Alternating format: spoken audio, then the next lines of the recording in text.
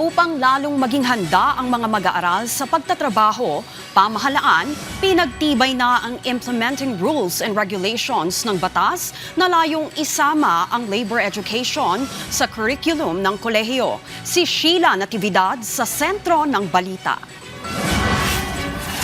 Nilagdaan na ng Commission on Higher Education, TESDA, OWA at DOLE ang Implementing Rules and Regulations ng Republic Act 11551. Ito ang batas na nagdalayong isama ang labor education sa tertiary education curriculum.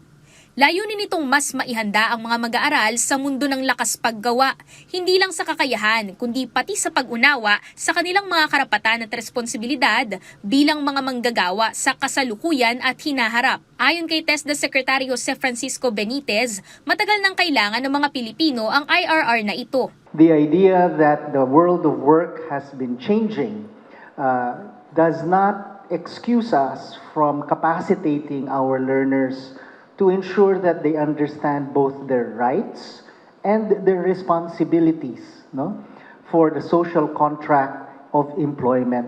Aminado ang mga ahensya na napatagal ang paglagda sa IRR dahil na rin sa masusing pagbusisi sa mga pulisiyang ipatutupad para sa mga higher education institution kung saan nakaranas sila ng ilang mga pagsubok bago ito formal na malagdaan.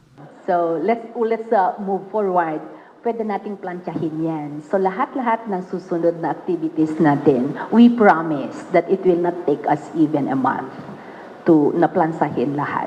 Target ng CHED na maisama ang labor education sa mga papasok na freshmen simula first semester ng school year 2026 to 2027 sa pamamagitan ng NSTP. Target is the first semester 2026-2027. So in progress na lahat yan, maybe it takes us 1 or 2 CEB, which is every Monday na i-finalize na and we will cast. It is a must that NSTP ay talagang kukunin lahat ng incoming freshmen.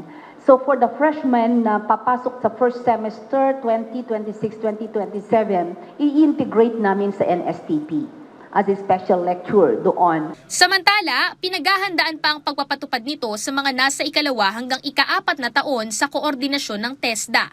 Kasama ring sinelyuhan ang Memorandum of Agreement para sa Lifelong Learning Education Assistance Program o LEAP para sa mga overseas Filipino workers. Nakapailalim dito ang Expanded Tertiary Education Equivalency and Accreditation Program o ETAP, kung saan may higit 300 OFW sa kasalukuyan ang natulungang mapabilang sa programa ayon sa CHED. Makakakuha na sila ng bachelor's degree nang hindi nasasayang ang karanasan sa paghahanap buhay sa ibang bansa. Kasama na rito ang mga kababayan nating nasa gitnang silangan at pursigidong matuto at mag-aral. Umaasa ang pamahalaan na sa pamamagitan ng mga inisyatibang ito, mas mapalalakas ang ugnayan ng edukasyon at hanap buhay tungo sa mas handang manggagawang Pilipino. Sheila Natividad, para sa Pambansang TV sa Bagong Pilipinas.